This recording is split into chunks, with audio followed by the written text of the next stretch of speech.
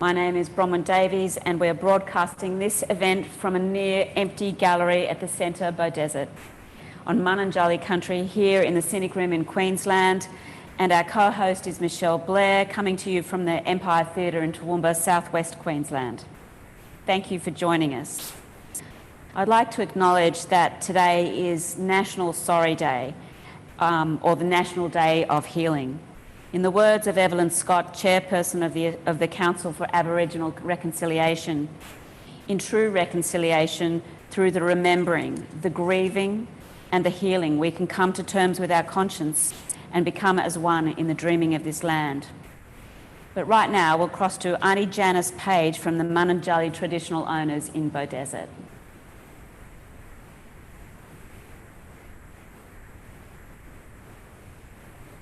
Hello everybody, thank you for that kind introduction, and thank you for inviting the traditional Mununjali elders to share in this evening with you all. Maingu, Jingari Wali, Mununjali jargon, it's hello and welcome to Mununjali country. I want to acknowledge our elders that have passed for all the hard work that they did, for always encouraging us as children to carry on the stories, to keep your feet firmly planted in country, and to keep fighting, to go forward and to forge a future on our land and our country. I want to also acknowledge our present elders who work tirelessly in the community, volunteering their time, sharing the knowledge, sharing the stories, encouraging the emerging elders that are coming through to continue those stories. We have amazing young people coming through today, and we want to acknowledge them as well because they are our future. And I just want to add to this welcome that, as Bronwyn said, it is a National Day of Sorry business, which is something that started back in the 1938. It was called the Day of Mourning, and so the fight has been a continual struggle. But we have come a long way. We want to thank Scenic Rim, and we want also to thank the arts and this platform for being inclusive, and it's an opportunity for us to also to share, because it's a common platform and common ground for all in the creative arts. I thank you very much, and I wish you all a very good evening. Thank you very much. Thank you, Janice, for that touching welcome. Earlier this week, we were out on country on Wyaralong Dam with Kim Williams and Mununjali Ngari. This is some of Kim's artwork. The pigabeen baskets are made from the pigabeen palms, and a women's business from the Kulili tribe passed down to Kim through her nan, and they are inspired her print work, which she calls hidden stories, as she saw in the baskets symbols that you will see a lot of in a lot of Aboriginal artworks. Her paintings also include the inspiration for a community project she recently did to commemorate local veterans, where Kim painted power poles around Beaudesert so that during the COVID restrictions, people could go out to their driveways and stand near the light poles for the dawn service. But now we're going to cross to Kim and Mununjali Ngari at Wyaralong Dam.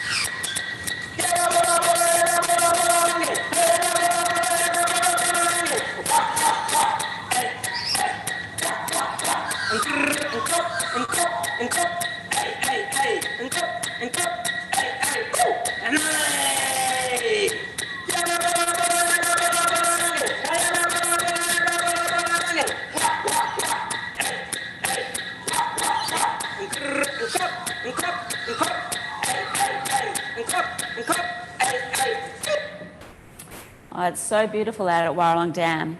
Sometimes we take our kayaks out and paddle from the boat ramp to the Overflow Estate vineyards for lunch. And as this is an arts dinner, and I've dressed for dinner, we thought we would ask the chef from the Overflow, Richard Ousby, to prepare something for you tonight using local produce. If you have any questions that you would like to ask Richard tonight during this segment, you can ask them in the chat box and they'll come to me and I'll ask them to Richard in the kitchen. And if you're cooking along at home, we'd love to see what you're preparing for your arts dinner tonight too. So Richard, what are you cooking for us tonight? Okay, so tonight, roast pork, some lovely macadamias, which we're going to make a puree, not dissimilar to a hummus, and then some honeyed carrots, which are my kids' favourites. So I'll start cooking away with that, with some local garlic, which I've got a personal stash of. It's all finished, but I've got my own little stash of it now, which you have to with some of this beautiful produce from around here. It's not on season all the time. I was going to say, Richard, where do you get your produce from? Look, I guess having not lived in the region ever, but for very long getting out here, I'm slowly getting there, I think. I'm just sourcing it from whoever I can. The pork is from Kay, so Kay, and that's the reason I've decided to do the pork tonight. I was talking to Kay from Tonga, and she said, I can't remember when the last time I was at a pork roast. So I thought, well, you're a pork producer, you need to make more roasts. So I thought I'd make one tonight. It's in the oven now, and I think, look, I made a pork roast in preparation yesterday for this, and it didn't go as well as I hoped. So I thought I better get on top of today's, and I've put gone an extra mile with this one. So what kind of tips do you would you recommend viewers who are trying to do this at home do when they're cooking this? Okay, so my tips for a pork roast are make sure you unwrap it the day before, or 2 days before. It's not a bad idea. Then on the day, I get a little bit of vinegar and a little bit of salt and rub that all over the pork, put it back in the fridge. What does that do?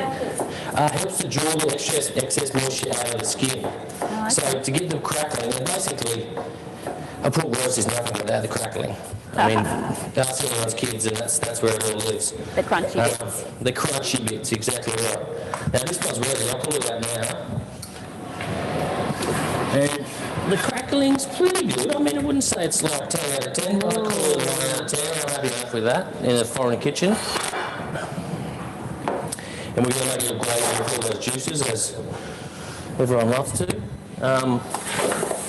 So we'll put a pan on. This is to make the sauce from the gravy, so we're going to put I've diced some onions. I guess another tip for something like pork roast or for any cooking is sharp knives. Over the last 20 years of cooking, I've kind of now got a cachet of beautiful knives, but blunt knives frustrate me. So you've got to have sharp knives, and they do a lot of damage to your hands occasionally, but far less than blunt knives. Okay, so how long have you been out at the Overflow? Oh, not very long. I opened the 1 week before COVID shut everything down. Well, no. I started out there 1 week before that, so then I had a little break. And now we're back on. And so how often are you open? Are you open 7 days a week, or just for lunches on the weekend? Or it's open 5 days a week. I'm not there 5 days a week, although I have prepared some things that are there 5 days a week. And then I'm there on the weekends to do a little a 3-course menu, which has been going really well. It's been received really well. What I'm doing here with this butter, it's just going to make it a little bit nut brown. So once it's bubbling away, it'll just get a little bit more brownness, you could say. And it's called burn rosette. And it'll just help to give that sauce those nutty, rich, buttery notes. Sort of caramelised, roasty. There we go. It starts to, it's foaming, and then the foam just disappears, and that's when you know it's started to caramelise the milk solids in the butter. Now we'll just go in the pan. We'll cook that for a little bit, and then we'll chuck in some of the wine from the Overflow. I'm sure David has one he'd prefer to go in there, but the Vermentino is my pick of the bunch. Very nice. I like that. That's very good. Easy drinking. Unfortunately, it is. Fortunately or unfortunately. So, and then in the carrots, So I've cut the carrots a particular way. This is how I learnt to make these particular carrots when I worked in England, working for the late Michel Roux. And he was, you know, such a beautiful cook and cooked such amazing food that I kind of couldn't but cut them the same way. And you know, you can cut them out if you want, really. Was he one of your mentors? Yeah, in a way he was. I mean, my fondest memory, one of my fond memories of being a chef is the first moment that he came in and remembered my name. I know that sounds like an arbitrary thing, but as a young chef working for what was one of the most famous chefs in the world, to first come in and say, "Oh, Richard, thanks for lunch," because I'd cook him lunch most days. He'd always want like boiled vegetables, basically. He had a simple palate. And he came in and said, "Oh, Richard, thanks very much for yesterday's vegetables. Can you cook this again for me today?" And I was like, "Oh, wow." And yeah, I went on to work for him for a year and a half, and he's a beautiful person to work for. So that's that, coming back to that mentoring thing, that's somebody showing you respect while you're trying to get their respect. That's beautiful. Did you always want to be a chef?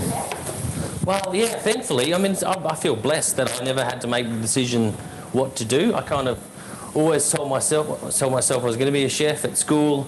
Some kids were going to be a fireman, but I always said, "Oh, I'm going to be a chef." So it was written in the sand or something like that. And so how did you get into it? Like, you know, when you were starting off, you leave school, what did you do? Did you have a mentor? At school I started with, I had a school-based traineeship. Yeah. I guess my first mentor, thinking back, was the hospitality teacher at school. She saw that I really loved doing it. She saw I might have some sort of knack for it. And then she just helped me get an apprenticeship or a traineeship in the beginning. And then I went on to be an apprenticeship at a local Italian restaurant. Now I've got some Mandarin, not entirely from around here, but I had a lime sitting on the front dash and it rolled out the window on the way here. So this was my snack, and now it's in the dinner. So a little bit of Mandarin juice. I just want some sort of citrusy element to it. I put a little bit of rosemary out of my garden. That's fresh rosemary. Fresh rosemary. And while you're doing that, we've got an audience question, which is, do you know when the Overflow will resume acoustic music sessions on Sundays? It's actually, we've started back with music sessions on Saturdays and Sundays at the moment. Okay, when do they start? What time of day do they start? I feel like they start at 12, and then they go at 10-ish, and then they go through till 4. So, okay, yeah, I don't know. I'm always in the kitchen, and I just hear this lovely music playing, and I think, "Oh, well, that's good. There's some people there now." Just put a bit more rosemary in. And then we're going to put some macadamia nuts, so about a good handful. Are they raw macadamias? Yeah, so they're from Greenleaf Farm, which isn't that too far from here in the context of the Scenic Rim. It's not a small place. And then some buttermilk. So this is the leftovers after making the butter. And this helps give a nice acidity to it as well. I think it'll need a little bit more, but that's what I've put in so far. And we'll just blend that up. And this is, like I said, this can be a great dip. Sorry about the noise.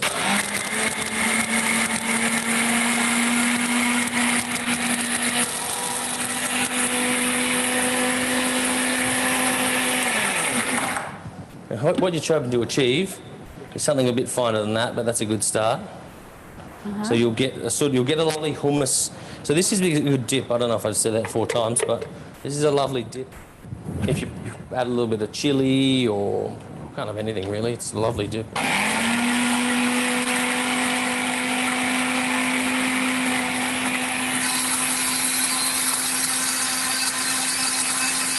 So is the idea to get that smooth, or is it still got to be a bit chunky? Okay. Aside from blending for the next 10 minutes, that's all we can achieve right now. But trust me, it gets very fine. Oh, okay. And so also macadamia nuts make a lovely, lovely milk if you want to go that far. So the carrots will boil away, and the idea being, I don't know if we... So we put the carrots there was a touch of water, which I added because the stock was a bit too reduced. It was getting a little bit heavy. With the honey, a touch of butter, and we just cook that down in that, so that ends up cooking down and glazing the carrots. So they get soft, the carrot juices then cook into it and they help glaze it, and yeah. Actually, one thing I didn't add is a touch of salt. Always add salt. It's one of those things that really heightens food.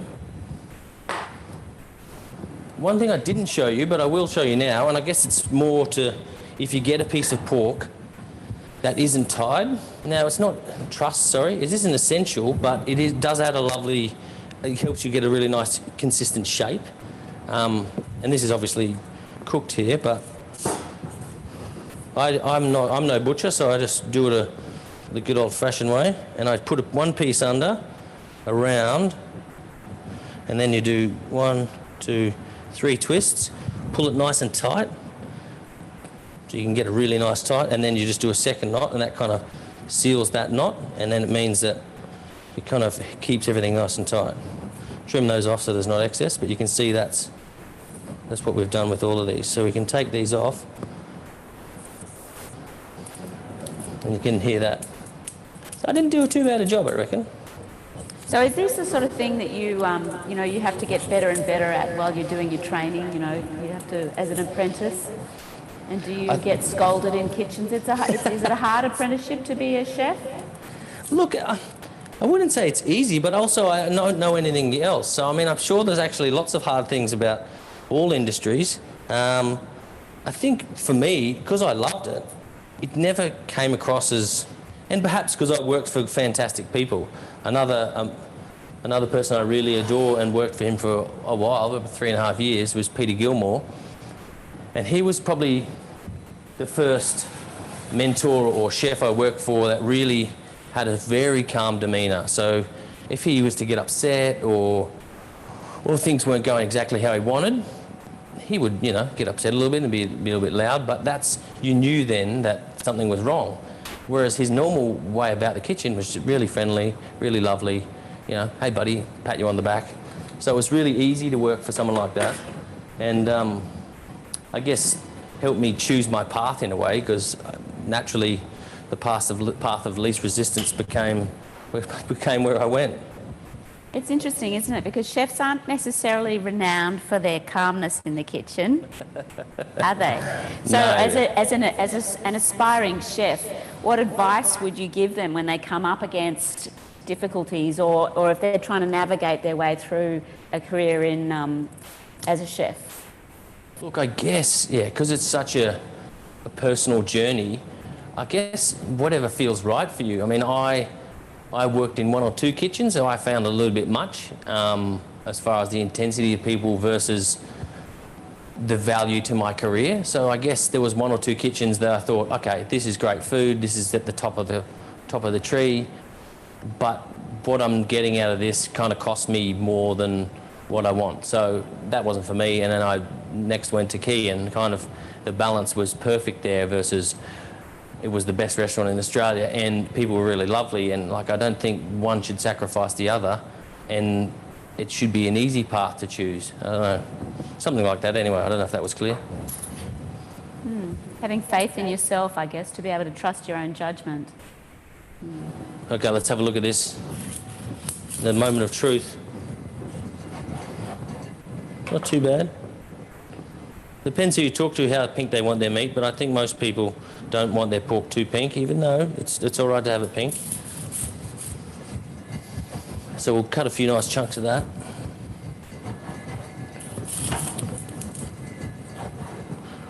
There you go, that looks pretty good. I don't know what that looks like on camera, but I'm pretty happy with that. Nice and juicy.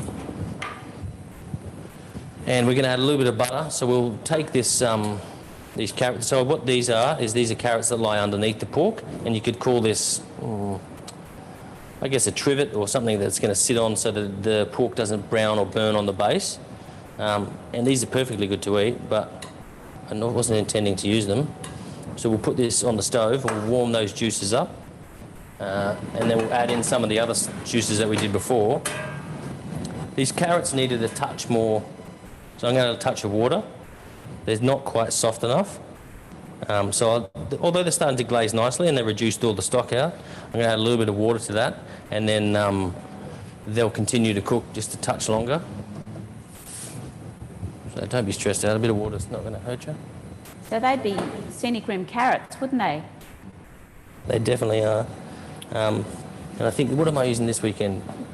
Carrots are one of the focuses. Pumpkins, carrots, and something else. I kind of write the menu every Sunday night after the service, and then forget about it for a few days until I need to start ordering all the things and getting them all out to the overflow for the next week's menu.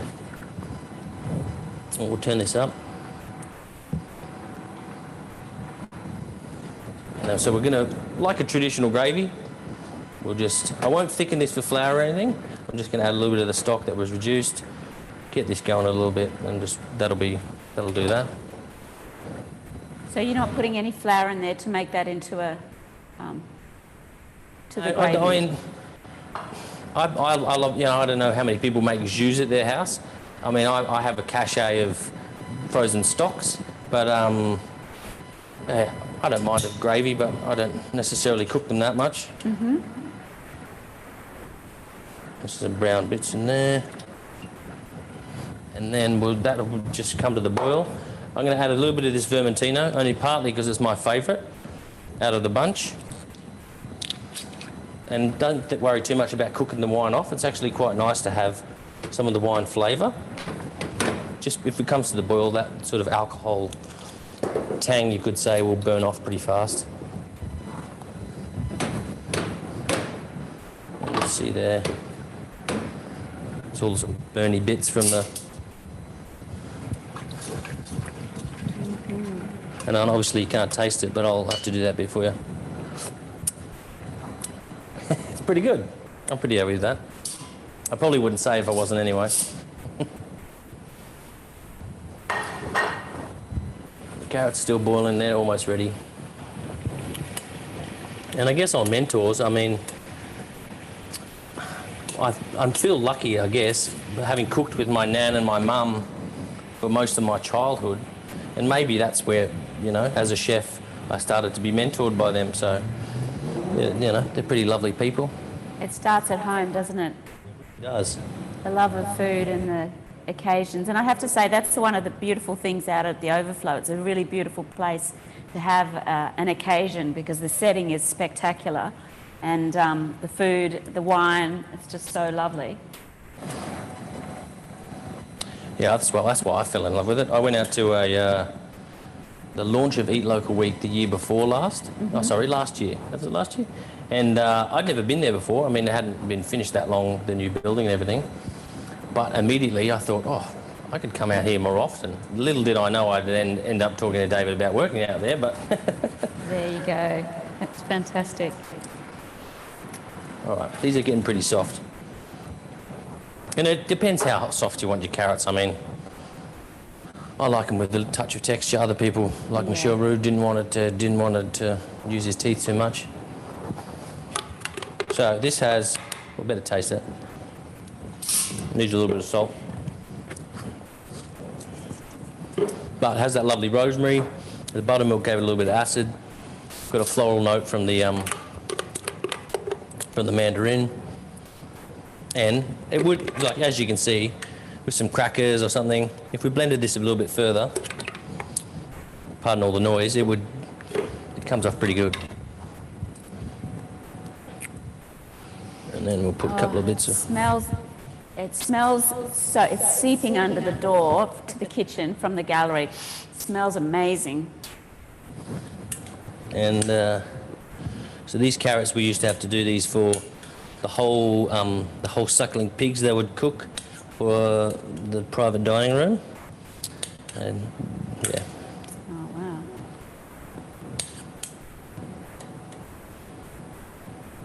A little bit of that honey's not a bad thing. And we'll put a little bit of sauce.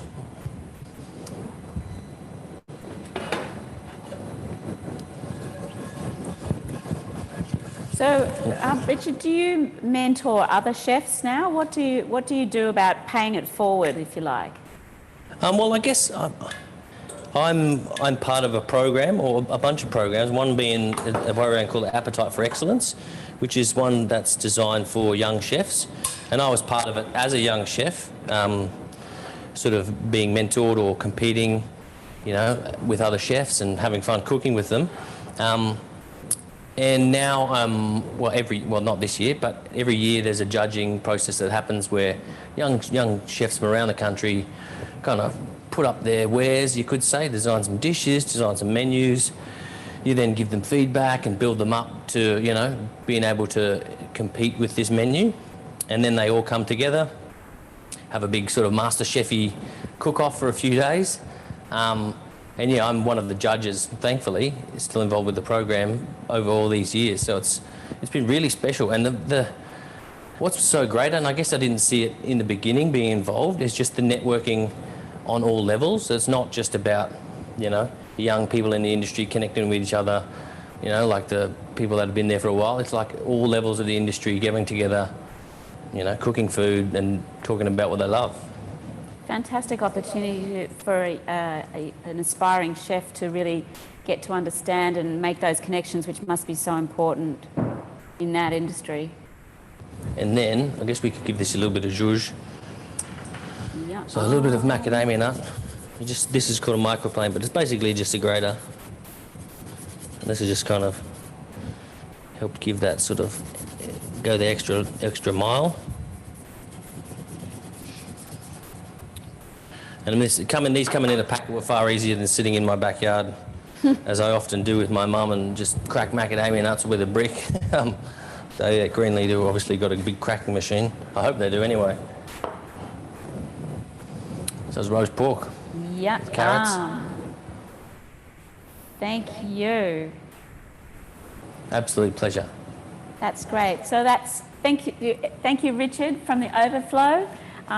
If you'd like to check out the Overflow Estate 1895, which is on the banks of the Wyaralong Dam or the Wyaralong Lake, it's about 15 minutes drive out of Beaudesert. You can launch kayaks. It doesn't have motorboats. It's a pristine wetland surrounded by mountains and this fantastic heritage site with a brilliant cafe and restaurant full of Scenic Rim food. And if you want to support the local growers and farmers, that's a fantastic place to go on a Saturday or Sunday. But I believe with the COVID restrictions, there's limited numbers that are available to make sure you make a reservation before you head on out there.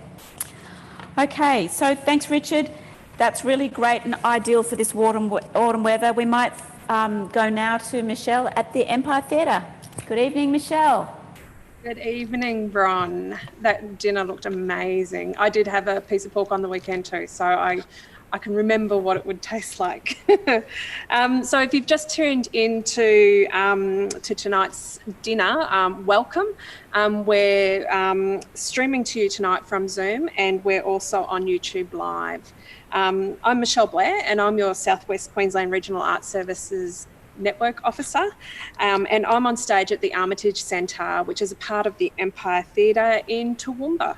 I'd also like to acknowledge the Aboriginal parties whose songlines traverse these lands we meet on today, the Western Waka Waka, Guyabal and Jarrawa peoples, and pay their respect to their elders past, present and emerging.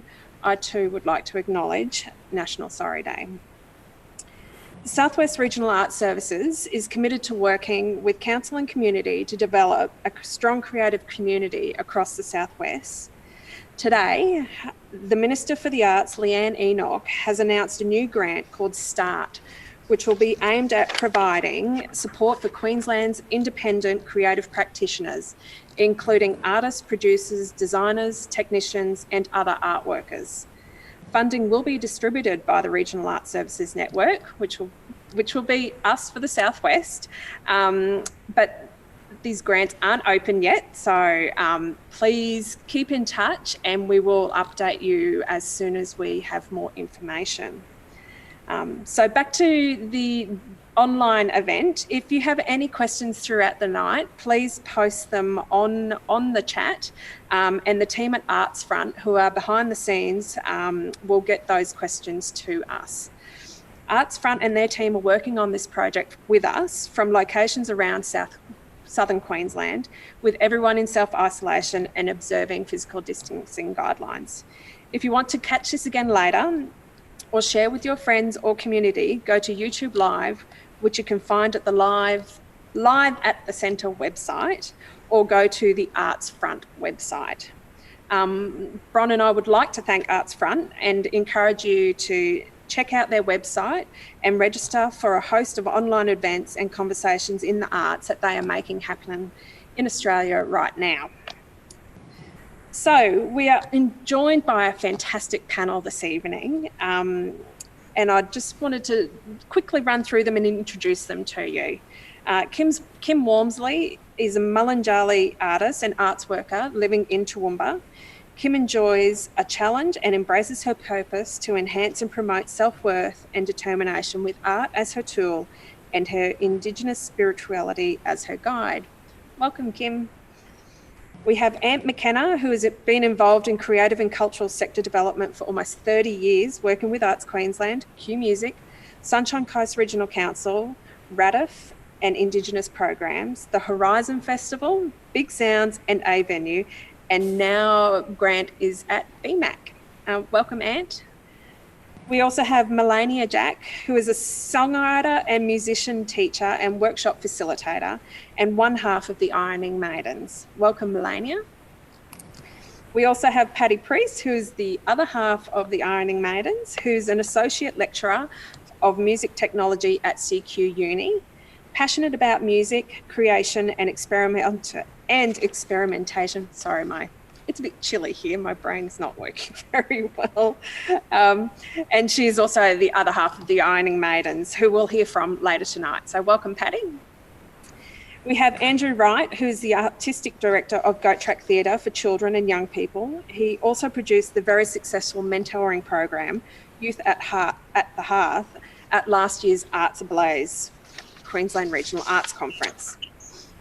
And finally, we have Wendy Green, who focuses on arts, events and cultural heritage driving economic benefits in her role at the Queensland Museum and organiser of the Lost Trades Fair. She has mentored countless artisans and makers in this role, so I'm looking to finding out what that has involved. Welcome, Wendy. So first up, we have Melania coming to us in Cairns. Hi, it's so great to be here. We just had a really lovely dinner with you all. It's nice to have dinner with someone. Yeah, it is. So Melania, thanks for joining us. Thank you to you both, seeing you both on screen. Melania, your career has involved acting, teaching, songwriting and performing, and is going gangbusters with the Ironing Maidens. You have had the experience of being mentored. How did that come about? And was it a formal mentoring program or something more informal? And what were the greatest benefits of being mentored? Yes, Michelle, actually our project kind of started with a mentoring project, actually. Like the Ironing Maidens was relatively new and we had all of these ideas and we were trying to get it started. And at that point, when we were just in inception, we were lucky enough to be able to have a formal mentorship with Candy Bowers, who's an amazing producer and artist, who's produced things like Hot Brown Honey and Circus Oz. She was in Circus Oz and, is just a really wonderful artist and activist. And that came about through, we were at the time living in New South Wales and Arts New South Wales ran a program called Connect, alongside Southern Cross University. So it was both a mentorship and research program into the concept around mentorships. So it was a really great time to receive that mentorship, and it was really instrumental in actually getting the Ironing Maidens up and off the ground. Can I ask, No, you go, Bron. I was just going to ask, what did that mentorship actually look like? I mean, you said it was a formal mentorship. What was it? You had to apply for it, and then once you got it, what does it mean? What does it look like? Yeah, so it was an application process, and then when we received the mentorship, during that process we had to, suggest who we wanted to work with. Originally I'd written down Grace Jones, but apparently she wasn't available. But Candy was amazing. Hi, Busty. was amazing to work with on that project, and it really kind of got us going. The other part of the question was, what did it look like? Yeah, over one weekend. So, so in that process, did you have multiple contact with your mentor, or was it a very short process? Yeah, that's right. Patty's just reminded me, because it was about 7 years ago, and the details are a little hazy, but apparently we had ongoing phone conversations and ongoing support, and then Candy also came to our presentation of the work down in Lismore and presented our work and our MC'd the the introduction of our show. So and then we've since then always kept in contact, and that relationship keeps on going. And I think that's part of the knowing that you've got a really great mentor, is that you've got that continuing connect, and many years later you're still finding value from that relationship. So after being mentored, have you had the opportunity to, and do you work with other artists in a mentor role? Yeah, absolutely, we do. We've kind of, I guess because of how valuable these mentorships have been to us, the people that we've been able to work with, then we recognise, that sort of pay it on model. But we've kind of made it a bit of a keystone in all of our projects. So every single project we do, whether it's a tour or a creative development or any kind of work, we always have a mentee on board. So for instance, on our Queensland tour recently, we had 2 young students, music students, who came on board the tour and basically learned all elements of touring and setting up PAs in random laundromats in regional Queensland, and talking to audience and running the socials, and all of those elements they got to experience on tour with us. And it was great because one of those students came back and then was able to get a position working for a venue here. So you really do see that confidence building and how important it is. Yep. No, it's a vital thing that we give back to, I think, especially within this industry. Thank you very much for your time. We'll cross back to you guys later. So I'm straight into Patty. So no, we're not crossing back later, straight up. If I read my script, I'd be right. So Patty, you've been a lecturer in music technology at CQ Uni, and would have students potentially all over Australia. Teaching by its very nature is a mentoring role. What are the key ingredients you find are important to be a good mentor? Well, I guess that, number one, I would say, is turning up. Being available, being there, listening, to the stories, to the experiences, being open, just to hear what's going on for your students or, mentees. Number two, I would say, on a similar tangent, is being open and invested in the growth of your mentee. Because it's one thing to have a formal arrangement, and yes, you're going to do this and this and this, but I think for us in the arts, we need to be invested in the next generation and, all the work that we're creating, because, these mentees that we work with, and they become our tech, they become our backup dancers, we become their tech, their backup dancers. It's a community that we're growing here. So, we need to be open and invested in that. Then I would say number three is having a growth mindset. We kind of hear about this being thrown about, but I think, being able to be open to making mistakes and then being able to reflect on those. And, I guess in that space, that's where we really learn, how to grow, I guess. Hence the name, the growth mindset. So do you find too, there's a difference between how you would approach a more formal mentoring process and how you would actually go through a more casual mentoring process? So obviously with your students, you've got a very different way of approaching it than you would anybody else that you would mentor. Yeah, I guess, like lecturing has a very formal, we have terms and relationship ends at the end of the term, doesn't it? Because they hand all their assignments in, and that's all we have to, you know, have contact with them. Then they come on tour with us. So I guess, yeah, look, in my experience, you know, the formal has always turned into an informal, and in that sense, you know, those relationships have grown into friendships, and those friendships have developed and opportunities have grown from that, whether it's, yeah, we're taking students on tour with us, or we run into them at festivals and they're, you know, they're off doing wonderful things, running stages. But I do think that the idea of an informal mentorship has such, you know, it has such capacity to build our arts community. And, you know, I guess like our experience of being mentees, you know, and that relationship growing into a more informal mentoring arrangement, you know, we've certainly grown from that. So I definitely see heaps more value in that kind of informal arrangement. Yeah, that creation of network is probably a just as important part of that mentor process, isn't it? Because, I mean, you know people you can rely on as well when you're working through a program yourself, a project as well. So in regards to mentoring students or the informal mentoring, you know, what do you need to have at the front of your mind when you decide to go into that sort of relationship with somebody, so that you're getting the best out of the situation, out of the mentorship?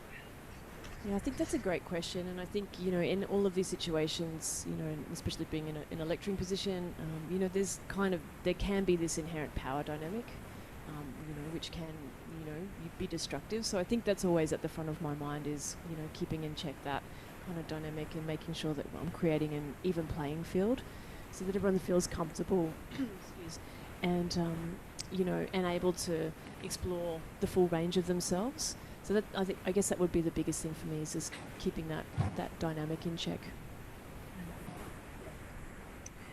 Very good. Thank you very much. We'll speak with you. We will speak with you later and hear you perform later. I got it right this time. Thanks very much for your time, guys. And yeah, we'll cross over to Wendy, who's in Toowoomba with me. G'day, g'day. Hello, Wendy. How are you? I'm cold, but I'm very happy. No, that's fantastic. So thanks for coming along. Now, you work at the Queensland Museum, so can you give me a bit of a quick rundown on what your role is and what mentoring you have done, and who you've been able to mentor over the years? Yeah, absolutely. So when I started at the Queensland Museum, it was about a decade ago, and a big part of my role then was to be a key person in a state tourism funded initiative called Handmade in Country. And we were tasked with looking for tourism and arts related opportunities for the Darling Downs, Southern Downs and Granite Belt regions. And a big part of that role involved seeking out artisans. So artisans are essentially creators of artistic items that are functional. And we focused particularly on artisans because we needed a point of difference from other regions, and it allowed us to encompass heritage trades into the mix, which is still really an important focus for Queensland Museum. And what we observed was that many of these incredibly talented artisans really had no idea how to value themselves, and they all needed assistance in some way. And I just came across artisan after artisan who supplied incredible handmade one-off pieces at significantly below cost. Many of them were even embarrassed to ask for a price that would mean they could actually sustain their own art. And it wasn't an acute problem. It was the majority of the artisans who we came across, new and established artisans. So it became clear that they needed mentorship and guidance around some of the non-creative parts of their vocation. And these needs included business, pricing, marketing, distribution and supply. And hence I kind of fell into a mentoring role due to my commercial background. We ended up with around 1,000 artisans in the 3 regions for the project, and hosted regular info sessions on subjects like moving from hobbyist to career artisan, charging GST in your pricing, doing a killer display, getting ready to go to market. We also established an annual event hosted at Cobb & Co Museum in Toowoomba called Handmade Under the Stars, a twilight market. And this event was designed to showcase handmade and country artisans from the 3 regions in one place. And it's now been running for 9 years. And for the past 3 years, we've had over 4,000 people attend during the 4 hours. So we certainly achieved our goal there of publicising artisans. But during the time working on Handmade and Country, I was also learning a huge amount and honing my own event management skills and learning about the trades. So I certainly never considered myself as a mentor, but more of a coach of sorts. However, since I began to understand that mentoring is a two-way street, and it's kind of just more similar to a friendship in my mind, but a more formal version of a friendship. But since then, after the Handmade and Country project wrapped up because we ran out of funding, my work with artisans through our museum gift shop continued to be established, and I had the opportunity to continue to help artisans and artists with their product lines, price points, packaging, self-promotion, which I discovered that many creatives are very, very bad at. They don't self-promote. It's a funny anomaly. But for some artisans, it ended up being a quick flash in the pan where they had huge success and they sold all of their stock, and then they worked day and night to produce more product, and then they decide, oops, this isn't fun now. So they went on and tried something else, but others had more of a slow burn, and they expanded their product ranges and collaborated with other artists and added new skills to their mix, and it's opened up wonderful new markets for them. But then my next big adventure was in 2017, when I was once again lucky to be part of a team that negotiated with the Victorian-based founders of the Lost Trades Fair, a well-established event in that region, and see if we could bring it to Toowoomba. And for many of the Queensland artisans that attended this event and subsequent events that ran in other states, it has literally put them on the world stage for their trade. The event has done glorious things for heritage and rare trades internationally. And personally, me being able to witness the mentoring between artisans in the last 4 years has been so rewarding. They're all developing their skills. They're amongst kindred spirits, where previously they might have been on their own in their garden shed doing this thing that very few people understood. And this experience has been one of the most satisfying and real work that I've been able to put my hands to in my entire career. Again, many of the exhibiting craftspeople come to me for bits of advice here and there, perhaps a connection they need to make, or simply just to be a sounding board for an idea. And remember, I've never been a lead light artisan. I'm not a cooper or a wheelwright. So again, I hadn't considered myself in the traditional sense of being a mentor, but what I was doing was sharing my knowledge and how these different systems worked, and I was sharing my understanding of the commercialization of art, artist events, retail, in a way that translates directly into their own situation. So I wasn't telling them what to do in so much as giving them the instruction manual on how the commercial process worked, and therefore enabling them to achieve greater success. And I guess in a way that's exactly what mentoring is. But some of the best mentors I've personally have not taught me the technical parts of my role. They've simply just taken an interest in my personal and professional development. And a good mentor normally won't tell you what to do exactly, but they'll give you suggestions on how they personally think through a problem. And being walked through that process of how to think about something, it's such a valuable gift. And I think it's one that keeps giving for future problems. So that's my aim.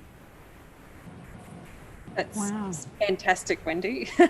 And when we approached you, you said exactly that. You didn't see yourself as a mentor, whereas mentoring comes in many shapes and sizes.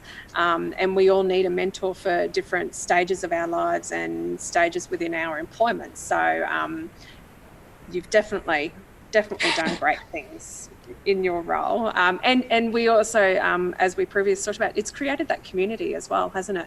It's created that interlinking between not only yourself and the artisans, but within themselves as well. And it's created that we're all in it together, and we're all feeling the same when it comes to what our future looks like and what we can and can't achieve. So thank you so much for your time, Wendy. Thank you for joining us. My pleasure. Let's keep the heaters on and we'll be right. Yeah. And let's hope we see that Lost Trades Fair coming soon. So yes, 2021. Yeah, excellent. Yeah. So right now I'm going to cross back over to Bron down in Bow Desert. Thanks, Michelle. So I'm getting a really good idea of what is important to be as for the mentoring relationship. So let's go to our next guest, which is Kim Walmsley. Kim, tell me, how does the mentoring relationship work within Indigenous communities? Hi everyone.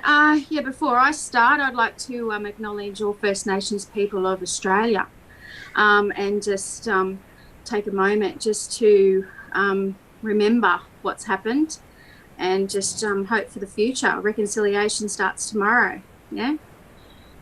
So with that question, for me, I've learned a lot of lessons over the years. One is to be open to learning about the people and the land, the tribe and history of place. Know and connect with the local elders and professionals, Indigenous professionals working in the community, whether it be health or with any kind of service provider. It's getting to know your surrounds and introduce yourself, let them know your hopes and ideas, appreciate and respect the input from our mob and be inclusive. You know, they need to be a part of the conversation from the very word go. Involve everyone. If you know there is conflict in the community, make sure that you invite everybody to the table, never kind of two sides. I think that's important, and it's really hard for people on the outside to see that looking in. But, you know, always be aware that there could be what we call black politics happening, and we need to make sure that we respect everybody's, dreams and wishes and hopes for their community, because, especially with working with Scenic Rim, which is coming up, Bronwyn, as you know, it's important to get a move on for a start. COVID's stopped this project, unfortunately. But once we get back on track, for me, it's more about not me being the artist anymore. I want to be that facilitator and empower the community, because I don't live on Mununjali country. I live in Toowoomba. So it's important for me to empower the locals to take control of their own destiny, because I can't just do a project and then move on and forget about them. I need to empower them so they can keep it going.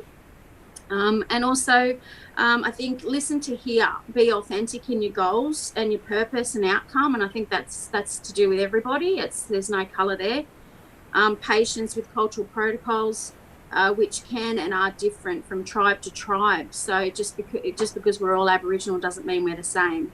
So we need to really connect with those elders and the local leaders of the community to make sure that we're doing what they would like us to do, not what we see as being the best thing for them. Yeah. That's I think there's a lot of lessons that we could learn from the Indigenous communities about the way they work, or the way you work. What do you think we could learn best from you? What is our mob doing wrong? And I'm sure there's a lot. Oh, I think you've got good intentions. I think it's just listen, spending time, really investing in a relationship with community. There's a saying an elder has said to me that, we can smell gammon a mile away. So, we know, and sometimes, your intentions and other people's intentions are great, but we're just nervous, I suppose, on who we let in. I mean, I'm Mununjali, and I've still got to earn that respect with my own community, and because I don't live there. So I've lived in Toowoomba for 20 years, and I've worked with Toowoomba elders and community for that long. But yet, even though I'm Mununjali, I still have to gain that respect through proving that I can do a project. So that's coming up. Watch this space. So So we'll talk a little bit about that project in a minute. But if you're an aspiring arts worker, for instance, and wanting to work with Indigenous community, doesn't matter where it is in Australia, what other than listening, what else do you think that they might need to do to gain the respect of the community and, of course, Indigenous communities and the broader community? What advice do you think you would give them? Advice, I think, like I said, it's having those workshops and those talks, and we don't like those words anymore. Cross-cultural awareness. It's about being interested because you want to be interested. Don't just be interested because it's you've got to tick that box. And it all comes down to knowing the authenticity coming from the individual and earning that and building that relationship and that rapport. And that takes time and dedication, I think, and commitment to the people themselves, getting to know who they are and letting them know you as well. I think it is relationships, and you can't create massive projects over one cup of tea. It takes a long time. Yeah, so it's so that time investing time to build the trust and the rapport up with everybody. And of course, in governments, we're not always good at doing that because we've got, and I guess in the commercial world as well, we've got time constraints and we don't sit down and take time to get to know people because we've got to tick those boxes, don't we? So most artists struggle because of the time frames, and that puts this pressure on the authenticity when you've got a couple of minutes. I was listening to the girls, the Ironing Maidens, before when they said that they build that relationship over a term with their students, whereas for me, when I've done workshops with students, I might have 15 minutes with them. So mentoring a little kid for 15 minutes while they do a project, and then I get another class of 30 or 40, makes it really difficult to build, to be a mentor. So you're just hoping that you say the right thing and you've switched one little light on somewhere. And I often see it, I get little gifts and little things. So, I can't say I'm a mentor, but I like to inspire and motivate little people by just getting their creative on. Yeah. That's pretty good. And of course, people here in Beaudesert will have that opportunity to watch you get your creative on and participate in that in the upcoming Corroborate project too. Do you want to tell us a little bit about that? Yes. Corroborate hasn't started yet. It's going to. The project is more about the community actually doing the artwork. I've designed the idea, the concept as a large scale, but it's about the community actually owning the artwork. So I'm not doing any of the design work. It's me doing hopefully workshops with community so that each person can talk about themselves and we can learn to symbolise that through colours, shapes, symbolism, and they'll all be painting on a U shape, which is going to be steel. And there's 80 pieces. So I've got to find 80 community members through these organisations and schools and youth supports and all sorts of places. So that's going to happen. I'm hoping that because of COVID now, we can do a little workshop of 10 people. So that might mean 8 days or 10 days of workshops. So you've got to, I think as artists now, we've really got to start. It's always COVID. I've got this safety measure because you've got paints, you've got brushes. It's like, it's a nightmare. So I'm looking forward to the challenge, and this is the way things have to be now. And I think hopefully we can do this so well that it'll become a little bit of an idea for others, to say, let's not let COVID stop us from being creative. We need to keep doing this because we've got all this internet and we need to be creative and inspire our young ones and others. You've mentioned a lot is being inspirational. Who inspired you, Kim? What made you become the person that you are? And were you mentored through your development? No, I'm a self-taught artist. I haven't got any formal qualifications in creating. My inspiration, would be probably my brother to start. My grandfather used to take me for walks along the creeks in Gosford, north of Sydney, when I was little, and he was a great friend to me when I was little, and he used to pick all the lilies for me and I'd paint them. So I started that when I was little. My brother, I have a lot of academic friends that I've worked with over the years, arts people. I can see a couple now that have given me a couple of words of wisdom, or, you know, I think it's not always a mentor, it's just having conversations with people and spending time with people, and sometimes someone says something and it twigs in your head. So mum, definitely, family, everybody that's around me and everyone that I have met inspires me. Oh, that's good. Thanks. That's very interesting, Kim. Thank you very much. And don't forget out there, if you have any questions for Kim or any of the other panellists, put them into the chat, and later on we'll ask those questions of those panellists. Right now, though, we're going to move away from the cooler climes, and we're going to head up to the Sunshine Coast and talk to Ant McKenna. Ant, are you online? I am. How are you going? Very good. You've done a lot of mentoring of aspiring and emerging artists, and you're launching a new mentoring program for the arts through BMAC. Can you tell us about that and why pathways are so critical in the arts? Sure. Yes, so I want to acknowledge the Kabi Kabi people on the location that I'm based on, the Sunshine Coast. And thanks a lot for having me, and it's been great listening to so many amazing people. Feeling very honoured to be part of it. Yes, so BMAC is a 30-year-old organisation. I've worked with organisations like Q Music, Arts Queensland, Sunshine Coast Council, and in all of those organisations, mentoring, whether it's informal or formal, is a massive part of what all of those organisations do and have done. I remember back in the old days of Q Music, we had things called MAPs, Music Action Plans, where kind of elders in the industry sat down with emerging musicians or music workers and kind of listened to what they wanted to do and talk through their plan and help them fill in the gaps. The project that we're doing now with BMAC is called Booster Pack for Creatives. Came about through COVID-19, and it really is focused on providing mentoring from 4 really amazing people, 2 in Logan and 2 in Ipswich, for artists in those regions and art workers, helping them develop new projects and new collaborations, get funding. It's pretty exciting. It's a good project to be a part of, and yeah, I guess some of the key things. I'm probably anticipating your next question, Bronwyn. The key, I should have let you ask that because you wanted to say the word ingredients, didn't you?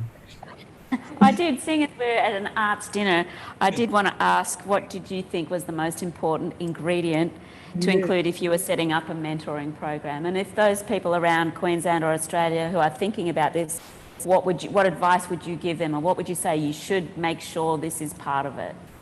Yeah, well, and I mentioned the Q Music thing previously because there was a micro-funding process attached to the program. It was called A Venue, and it was an idea that Arts Queensland had in the very early 2000s. And having that funding there, a small amount of funding for musical artists to apply for, was the key reason why they wanted to be part of that mentoring, because you had to do the mentoring to then get access to that. The booster packs for creative now is about small micro grants, and the mentoring and the partnership and collaboration development is all wrapped around that. So it's, I think, having a really great benefit to be a part of it is a good reason. And I just want to flag as well that the booster packs, we were talking to Arts Queensland and the DDG of Arts Queensland a week and a half ago and mentioned that, and we want to hope to think that that's part of their decision to open the new start quick turnaround grant. So we're pretty excited about that whole process as well, and looking forward to ensuring that that is a kind of a wraparound partnership and collaboration and project development process as well. Having clear processes, so really clear roles for the mentor and the mentee, maybe a project that the mentee can do, great mentors, so people that have really strong industry knowledge, but also people that are very open and want to work collaboratively as well. I guess, yeah, and good tools and resources to share with the mentees as well. Okay, so we've got a question that comes from Melissa for Ant, which is, where does a mentor get mentoring or inspiration, as Kim put it?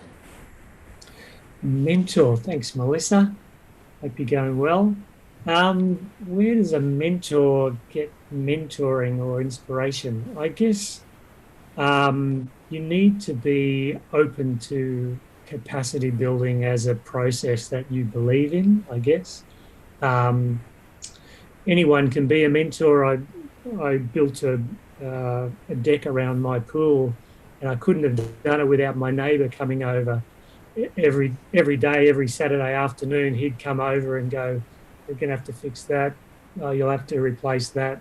So I did all the work, but there's no way I could have done it without him. And so for him coming to do that, he just wanted to make sure I got it right, and wanted to sit on the deck and have a beer with me and enjoy it without the deck falling down.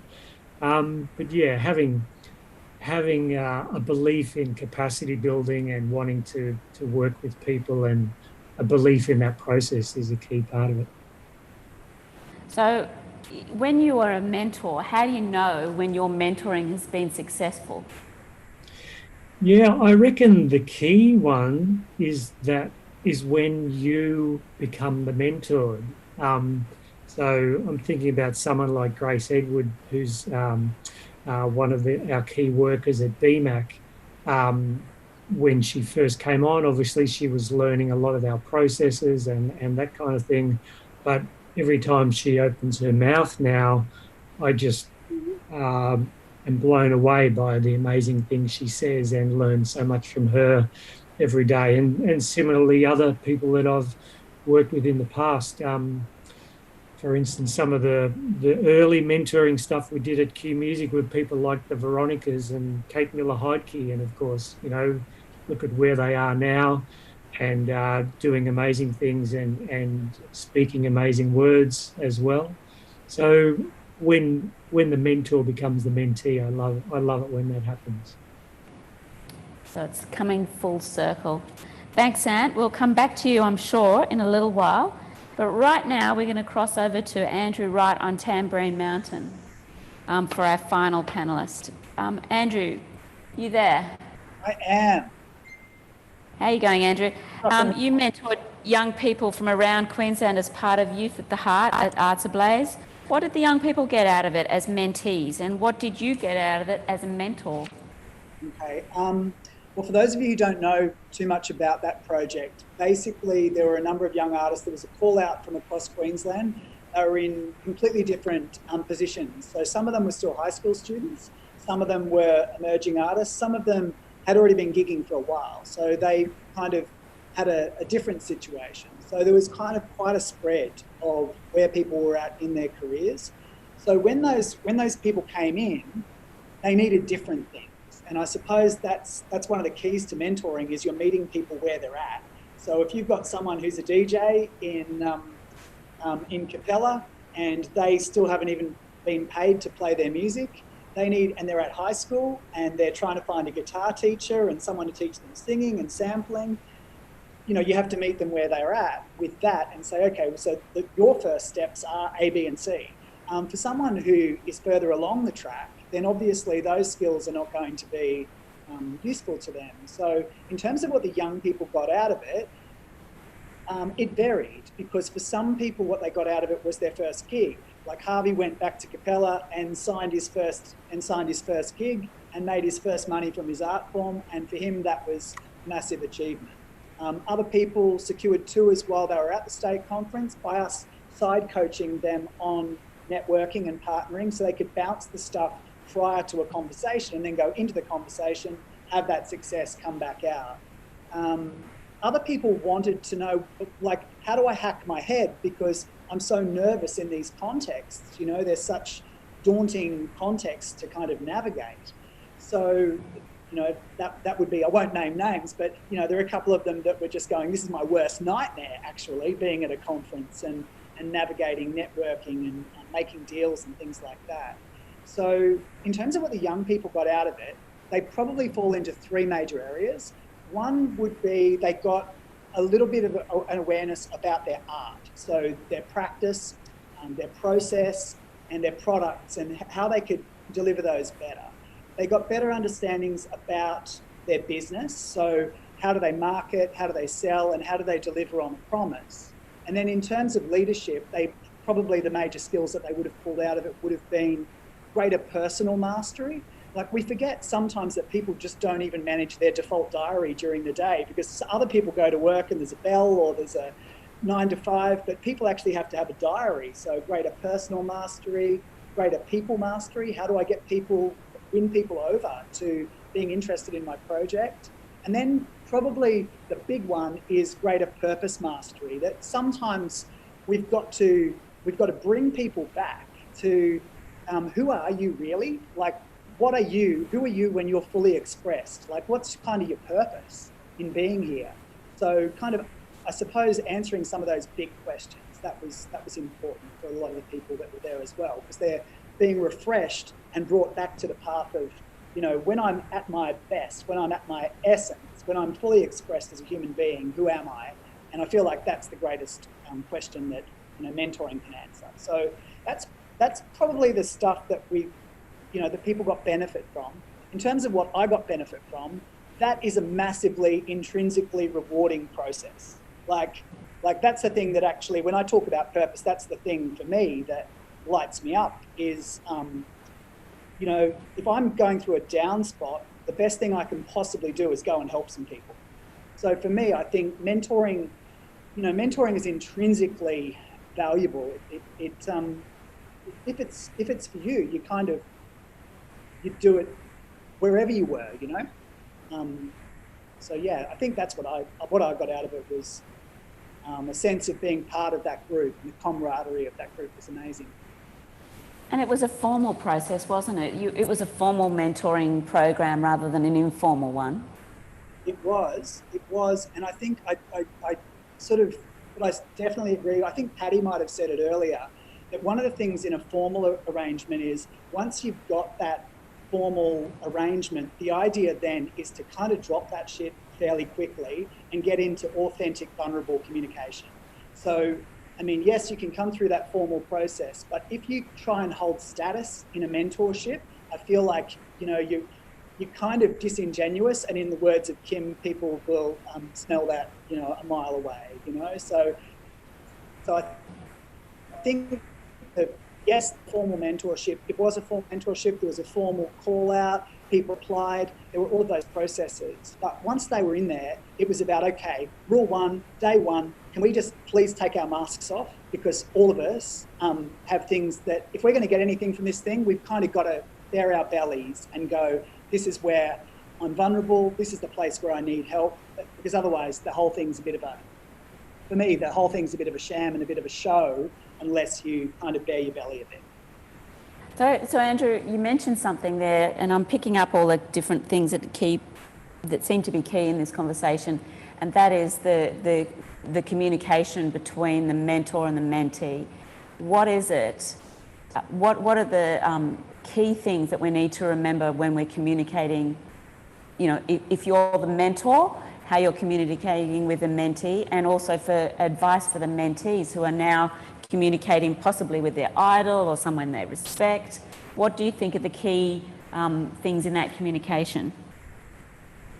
I think for mentors, like when I'm mentoring mentors on mentoring, so like, because we have mentors at GoTrack, right? So sometimes I'm mentoring young people, or I'm mentoring business owners or whatever, but sometimes I'm mentoring the mentor on how to mentor. And one of the key things early on is you need to know how to do the drop, right? Which is, what is the drop? Yeah, how to, like, imagine that you were talking about how do you do the whole combat with the expert status. You have to actively undermine that. And I think Patty related to it earlier as well. So the drop is like, oh shit, I've just dropped some tomato sauce on my shirt. I'm on the phone with you, but I've just dropped some tomato sauce on my shirt. It's kind of like just dropping your status a bit so the person feels a little bit more light and comfortable in the situation rather than that other thing. Another thing is to disclose your own vulnerabilities. Like, just because you're a mentor does not mean that you have the right to speak on all things.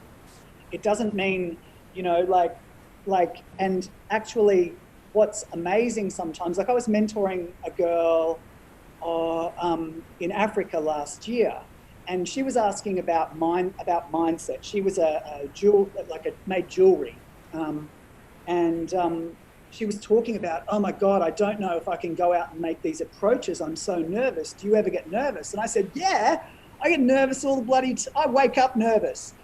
It's like, you know, so suddenly when you do the drop, everyone goes, oh, what a relief. No one's really got it together.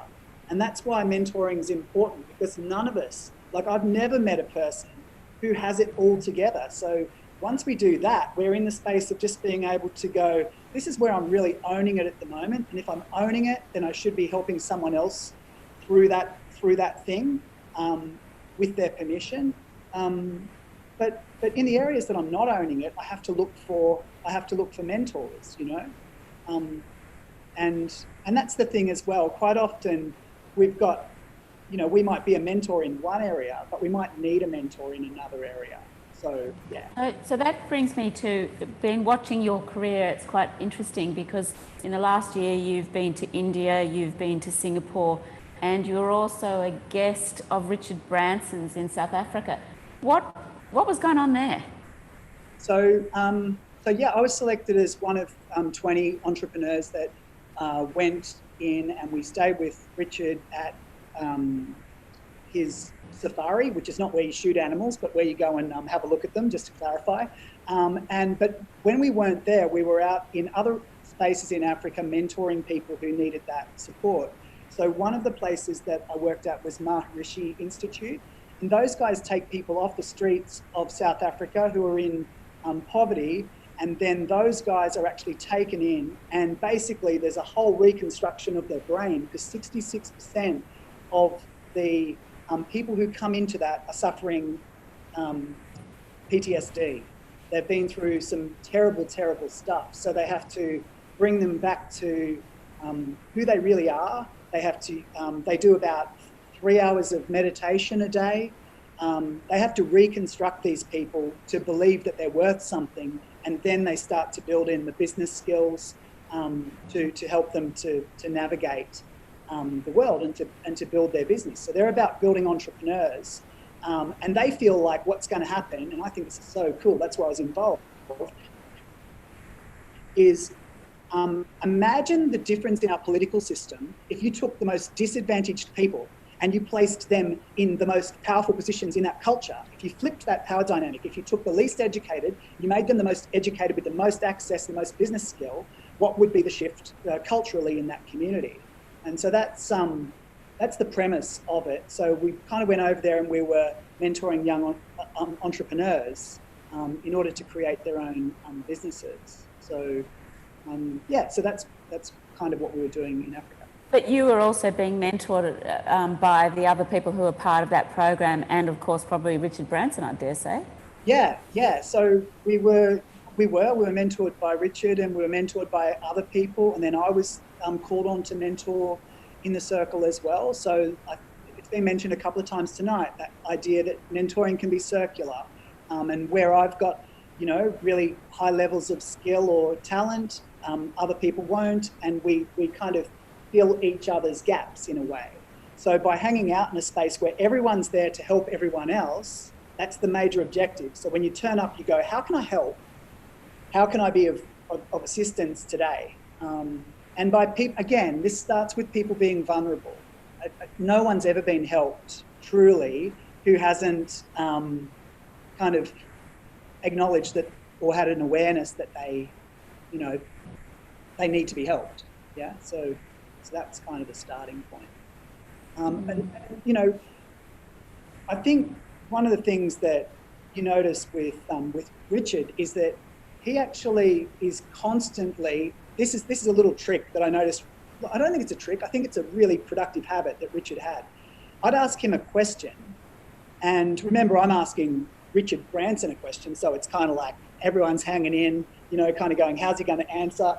And you'd ask Richard Branson a question, and he'd answer it, and then he'd say, what do you do about that, Andrew? And I'd go, oh, well, at the moment, I kind of do this. And I just went, bingo, that's why this guy's one of the smartest entrepreneurs on the planet, because what he's doing is he's not presuming that the person who asks is dumb.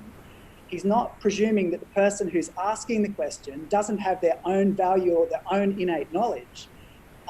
So every time someone asked him a question, he would ask them back what they did. So he wouldn't actually say, he wouldn't not give them the value, but he was constantly, imagine if that happens to you as much as it would happen to someone like him, that every time someone asks you for wisdom, you ask them what they do as well. How much wisdom would you gain from that process? So I think that's one of the ways that Richard self-mentors. Interesting. Yeah, he's pretty so paying it forward, which obviously is part of that program, where do you see your role as a mentor and the opportunities for mentees for Goat Track going forward? So I think, look, there's because I work in a couple of different contexts. So I work, sometimes I'm mentoring 6-year-olds, right, and I'm teaching them drama. And sometimes I'm mentoring teenagers, and then I've got people who are within my company who are team members, and so we've got that as mentoring, and then I'm mentoring young artistic entrepreneurs to do what they do better. In each of those situations, I suppose it's about trying to stack that. So in the business world, they call that ascension, right? So it's kind of like, if I'm mentoring the teacher artist is mentoring a junior intern, an intern is mentoring a fast-track student. A fast-track student is like an ambassador, a teenager who can drop in on primary school classes. And the primary school kids who have got certain skills are mentoring. So what you're trying to do is you're trying to create a strata, which is kind of organised and informal at the same time, where basically mentoring becomes a prerequisite of the culture. So that's pretty much it. If you think about the future is when the tide comes in, all the boats rise. So what we've got to do is all be learning and all be teaching all the time. And I think great cultures are defined by this one fact. We're all there for ourselves to learn, right? Like that's a given. We're all there to learn and to grow ourselves, but are we there to grow the person beside us? And for me, I don't want to work in any team or organisation where I feel like I have to grow myself because it's too much for me to do. I can't do that on my own. Like that's just hubris to think that you can grow on your own. You need a team of people around you. And so good cultures, it's about saying, I'm here for you, you're here for me, we're going to grow each other and we're going to kick some ass in the process. So that's kind of where I see things moving. That's interesting. And, you've really provided young people with a great opportunity. Thanks, Andrew. We're going to cross now to some of the questions you've had for the panel. The first one I have is, and I'm sorry, I've lost the name of the person who asked the question, but was, so this is questions for anyone on the panel. How does an elderly person get a mentor? Anybody got an answer for that one? I went back to whoever asked that question, Dari, I think, Danielle, yes. Danielle, and said, email me and we'll chat, because I guess it depends where you are, what opportunities you have to engage with other artists or arts workers, how easy it is to contact people, whether you feel like you're part of a big open community or whether you feel like you're totally isolated. And and especially this time, that's a big issue. I guess being elderly is the same as any person with, certain kind of opportunities or lack of opportunities. We all have gaps in what we're able to achieve, but I think being open, being in contact with people, asking people about it is always a good way to start. Thanks. Thanks, Ant. Another question we've got from Marisa is, can anyone offer tips on approaching a member or a mentor, who may be an acquaintance or a role model when there is no formal process to which one can apply? Or is it best to try and find a process to fit into, or a funding, so I guess the question is, how do you approach someone if there isn't a particular application process to find a mentor? How would you go about finding a mentor within your own community or within your field of endeavours? I think that what's really important with this, especially if you don't know them and you don't have any method of introduction, is the advice I would give is to think of one really important high leverage question that you could ask the person. And it's a question where the answer would be really meaningful to you. And then the key is to take action on their answer and do something about it. Do the work, and before you come back with another question, make sure that you've done the work. And it's not always about getting the result, but it's about trying and really giving it a go, because they're giving you time. And if they don't know you and you're an unknown quantity, start with one meaningful question.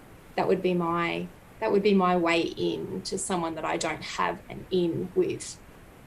Kim, what did you think about that?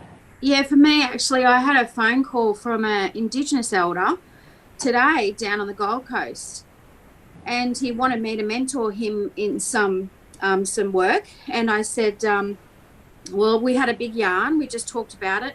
And I think that's about connecting and listening. And I knew that even though we get along, that I wasn't the right person for him. So I just basically had a good yarn, found out what he was sort of looking for, sent him some links, and I gave him a few phone numbers.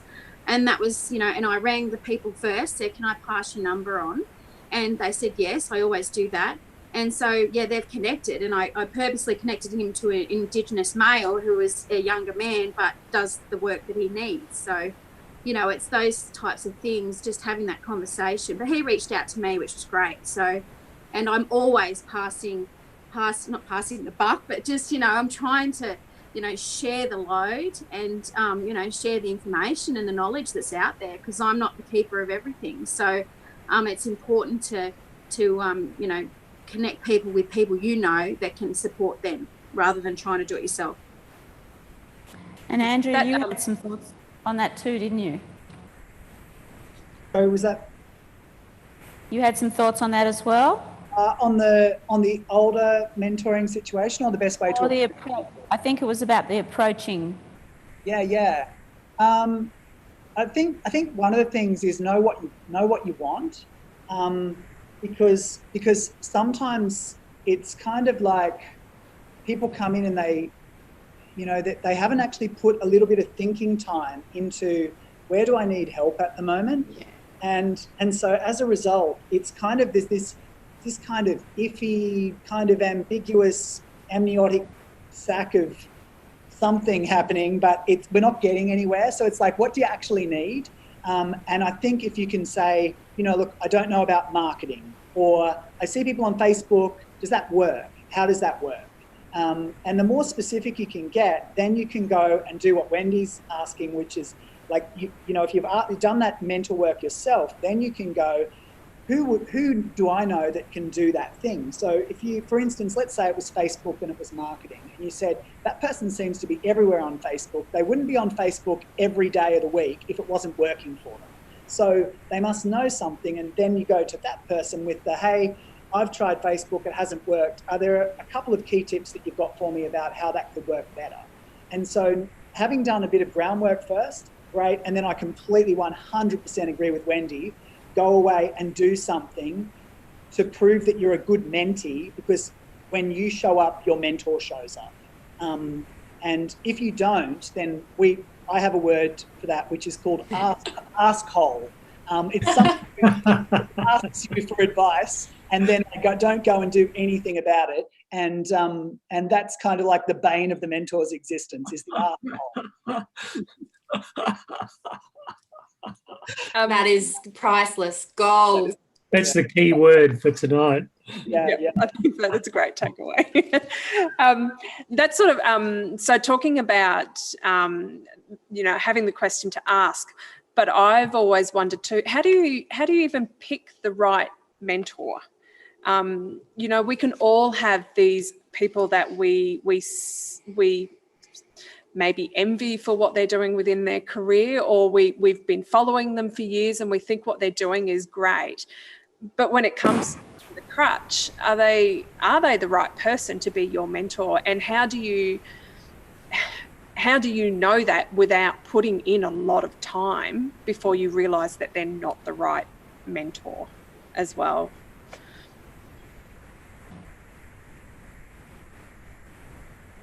Maybe I just... No, research. Yeah. Like researching a mentor. Like my first business coach, like the first one because I've had formal and informal relationships. My first business coach, I did a lot of due diligence on that guy because it was going to be a lot of money, and so that was part of it. The next thing I thought about was sometimes we look for the person and we go, I need someone who I feel like I could have a coffee with or a wine with or something. And I think there's something to be said for that. But one of the ways that I've always chosen mentors is that's one kind of mentor that I like. But the other kind, I want someone to call my bullshit. So as a result of that, I'm looking for someone who actually is quite opposite to me sometimes. So because I'm quite wordy, as you might have noticed. I can kind of move things around with words. And what I want someone to say is, stop. How many of them did you do? Did you do them by this time? So what I'm looking for in establishing a mentor is someone who's going to complement my skill set through being quite different. You don't build a team of people around you. Good teams have different roles. So it's kind of going, what's the part that I'm really weak in, and trying to find someone like that. And quite often that is going to create a bit of conflict initially, Michelle, because they're going to be quite different to you in the languages they speak. So it's kind of like maybe preparing for that as well. Yeah, it'll put you on kind of an edge. You won't, often people that we don't feel really comfortable being with are the best person that we need right now. We need to learn, why is it that they make me feel this way? What is it about the way they're talking or their personality that is affecting me like this? And often it's because it's something that I really need to learn, and I need to be more open to that. And that's obviously an informal kind of mentorship. Yeah. I think Patty and Melania have something to say about this as well. Up in Cairns. You could see us nattering away here. I think we were just referring to, I recently did a mentorship with a projection artist who was based in Adelaide, and it was for the recent project we were working on. And originally it started because, I really wanted to work with someone on the projections, and I did that. I went through that process of researching. But through that, what was really useful was seeing within their website that they had a process for it, and that they had, mentored other people, and it made it a lot easier for me to want to be able to approach them, which makes me think we should probably put something formal on our own website that this is the kind of thing that we do. But just having that kind of framework made it a lot easier to get a foot in, because it is a little bit hard just randomly asking people, to play that role with you. And then the other aspect of it was that, the artist that I worked with, Cindy Drennan, had really clear frameworks around our communication, and then through that was just really able to be such an amazing support to the project, and really connected to the to what we were trying to achieve, and came along to the shows and gave us more feedback, and it was such a really useful experience for us. And it just makes me realise how important that having a process for it is. And that sort of brings us to that, is there a need then for us to have a website or a process set up that's actually is a list of mentors for the arts in particular? Because I know there's plenty of other businesses out there that, business chicks will work with businesses. There's the WW, which is for young women.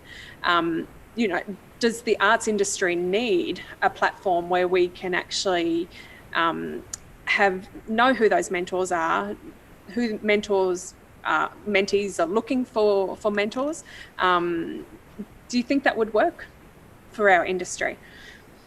There's a thing called The Seed, which is John Butler runs it, and it's they do funding and all kinds of things. But the key thing they do is a retreat every year where they take people apply for it through an EOI process, and they take them away to the Blue Mountains, to Katoomba, and run a really full-on intensive about the music industry.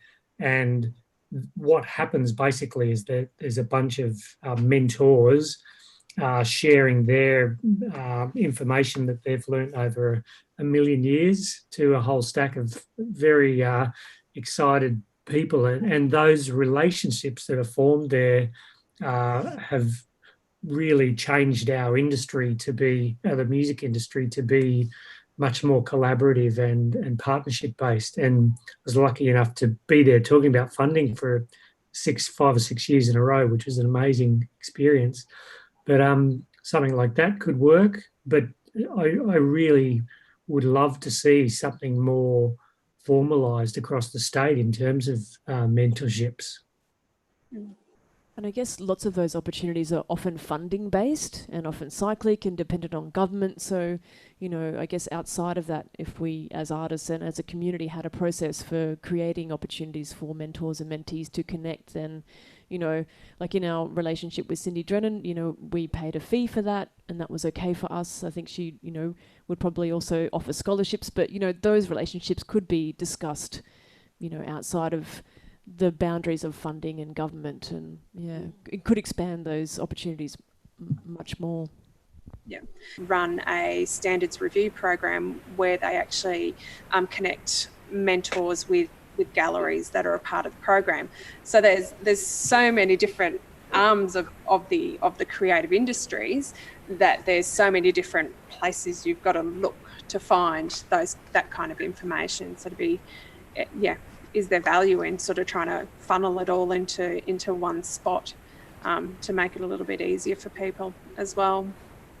Michelle, it just makes me think that wouldn't it be great to do a call out through at least southwest Queensland, but hey, why not the whole of Queensland, to see who would be willing to be a mentor? And maybe it doesn't need to have government involved in it. Maybe it's just something that we can do as a platform where those that are willing to be a mentor could be on some kind of a register that people who are looking for a mentor could go to and find and make the approach. So it's between those individuals rather than us. I'm just wondering, to all the people that are out there, how many of you would like to pay it forward and be a mentor, or how many of you would need a mentor? It'd be I think Michelle and I would both be interested to know your feedback. And if you don't want to do it through the chat tonight, we'd be interested in hearing that via email. So I think that's a really great idea, and the idea of embedding yourself in a space like an artist residency, I guess is what you were saying, where you're getting to have a whole lot of feedback from a whole lot of different people. I think it's fantastic. And I wonder also whether maybe we should be lobbying to have some kind of a mentoring program involved with our schools and universities. What does the panel think about that? I love it. Love it too. Where do we sign up? Yeah, where do we sign up? Good point. I know whenever I can, we sort of invite artists from out to come and talk to our students. We had Busty, who's here tonight.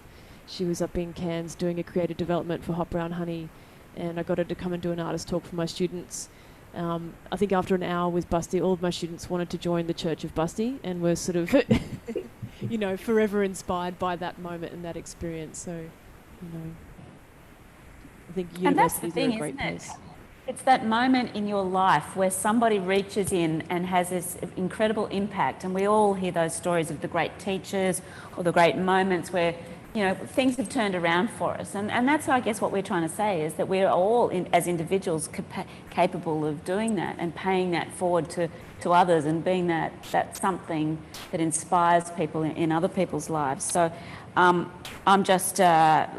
How might we encourage people to step out of their fear and be more open and think of themselves as being a mentor to people? How might we encourage people to pay it forward?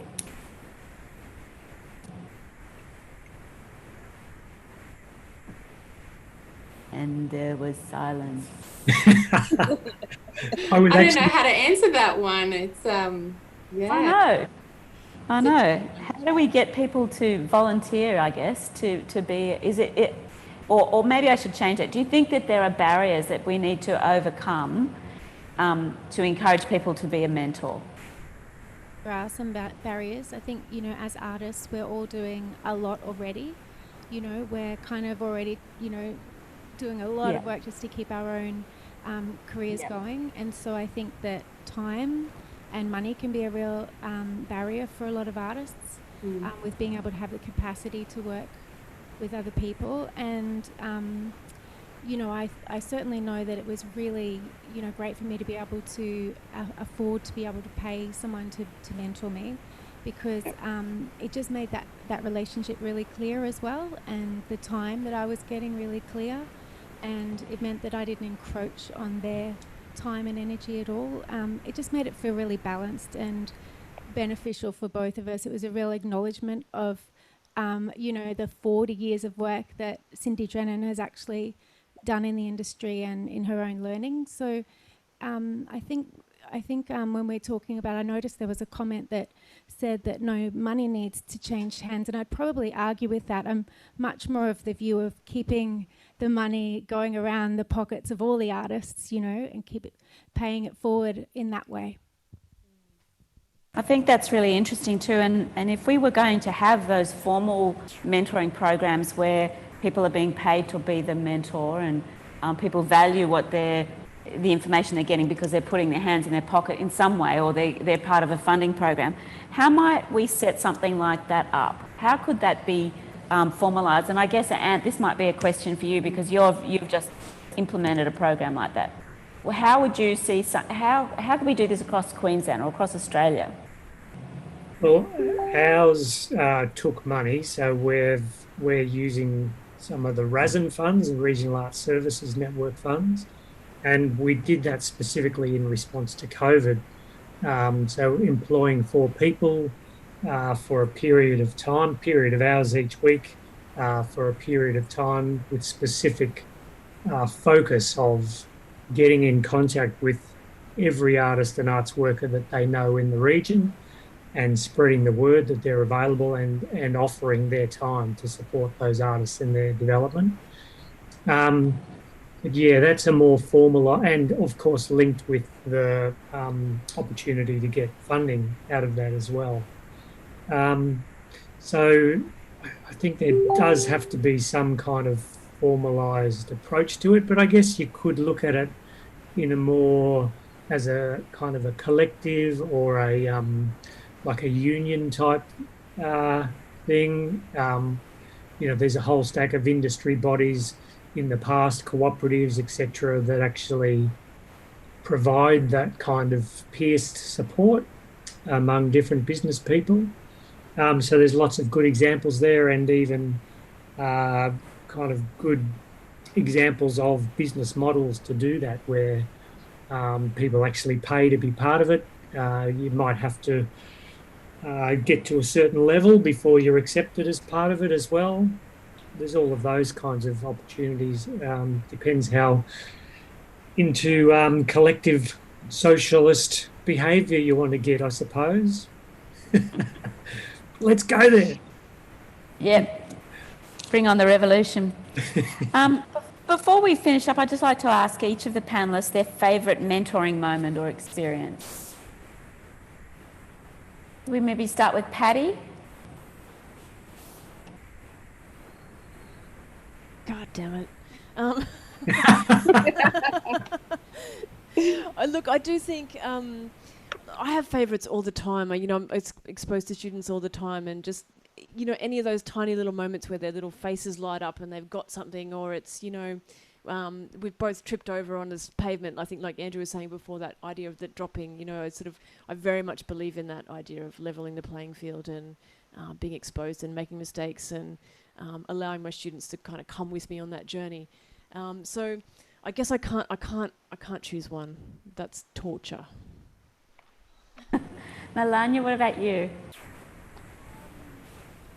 Look, I guess I'll just probably speak to where I started the conversation, and that's going back to the mentorship we had with Candy, and particularly because, we had no idea what we were creating at the time, and we were really worried about not being able to fit this work into any box, and who would want to see, like, weird hacked iron instruments and, people jumping around singing about housework.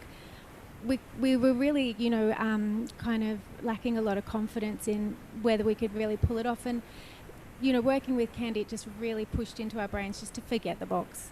There is no genre. You don't have a genre. There is no such thing as a housework, iron genre. Like, let it go. And just that bit of inspiration back then at that, really important part of our career, has really changed the rest of our work. And all these years later, we've found a box, to pop ourselves in of, gig theatre, but only because Busty told us about it.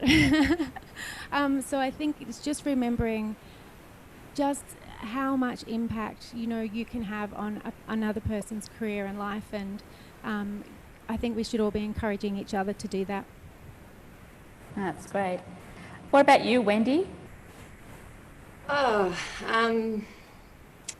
Yeah, like I mentioned earlier, just when you see that penny drop and an artist actually values themselves and suddenly, they're selling their products for what they actually should be priced at, and they realise that people are willing to pay what they're worth, and that's sort of like artist utopia. I should get paid for my time and my beautiful, unique work, and those moments too where you see somebody realise that they're really good at doing something and then choosing, but I'm just going to do this for fun, or no, I'm going to do this as a career, and they're really beautiful moments to witness. I think those aha moments where people sort of choose a path and they have a choice, which is really nice. Oh, that's great. I'm just aware that we're almost running out of time, so we might just end the discussion there, and just encourage you to revisit, if you want to look at this again, to go to the Live at the Centre website or the Arts Front website to check out the YouTube clip of this so that you can catch it. And we'll be uploading some transcripts of these sessions in the next few days. And we'd also invite you to join us next month on the 30th of June to talk about placemaking and fabrication. And now I'm going to cross back to Michelle. Good night from here in Beaudesert. Michelle, can you take over the next bit, and then we'll introduce the Ironing Maidens. Lovely, thanks, Bron. So we'd like to thank our guest panel tonight. So Ant McKenna, Andrew Wright, Kim Walmsley, Melania Jack, Patty Priest and Wendy Green. I'd like to thank Aunty Janis that spoke for us this evening for her welcome statement, and I'd like to thank Kim Williams for her lovely artwork and Mununjali Ngari for their welcome dance. Richard Ousby for our guest chef, and the Overflow Estate on Wyaralong Dam, my co-presenter Bron Davies, and the team at Scenic Rim Regional Council Cultural Services. All the arts captioners and the folk from Arts Front and Brown Velvet Cinema, the tech crew at Beaudesert. And special thanks to the tech team here at the Empire Theatre. And I'm going to take us out with welcome back to live from Cairns, the Ironing Maidens. Stay safe, everybody, and as in the wise words of Kim Walmsley, get your creative on. Great, so it's over to us. This is the interactive part of the evening, like the physically interactive. So this is the bit where you all get to get up, come on, out of those seats, shake it up, move your camera back so we can see your awesome dance moves. Okay, we're going to have 3 minutes of non-stop housework. Okay, so get your feather duster or, you know, perhaps a broom or a toilet brush or whatever you've got. Just imagine you've got your feather duster. Grab the candle, Bron. Grab the candle. That's it. The candle will do. Wonderful. Okay. If you don't have a feather duster and you're feeling a bit jealous right now, just imagine you have one and feel the fluff with your mind, okay? All right, Patty, hit it. Are we loud enough? Yeah? All right, okay. Stretch it out. That's it. A little bit of side to side. Oh, yeah. It feels good. Any man will admit that's a lot of work when it's called to his attention in the right way. Yep. Get your arms moving. Shake it down into your hips. Yeah, beautiful. And body roll. Yes. Any man.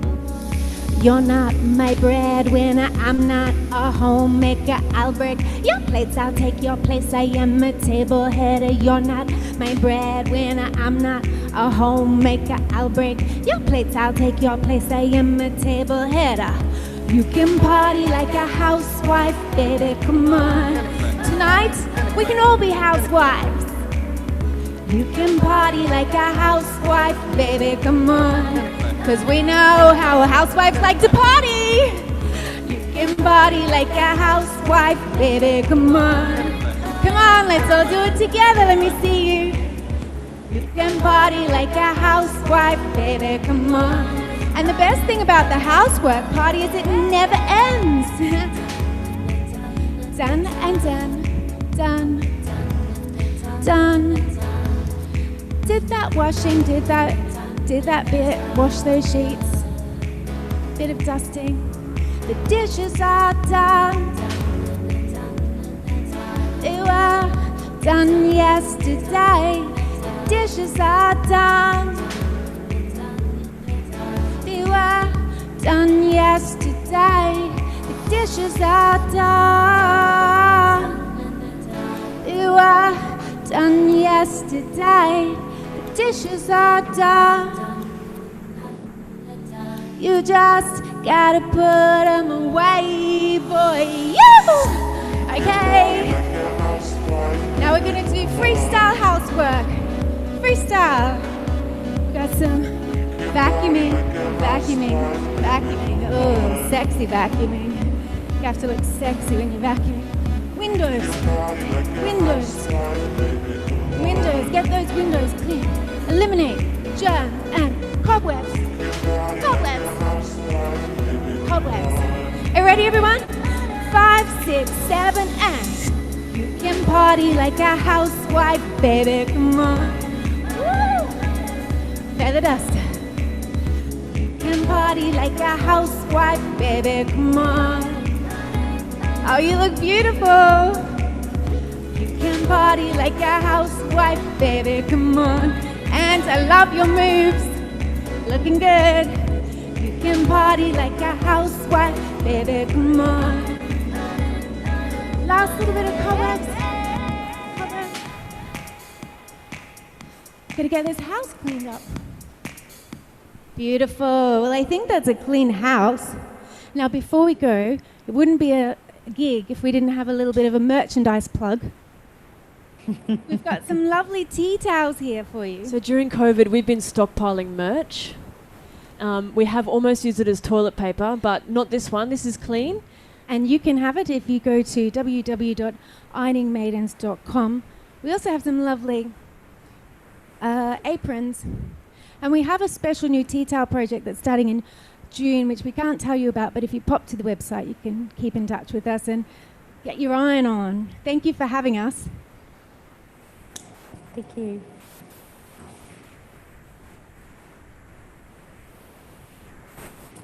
Was that an applause? Where's that canned laughter?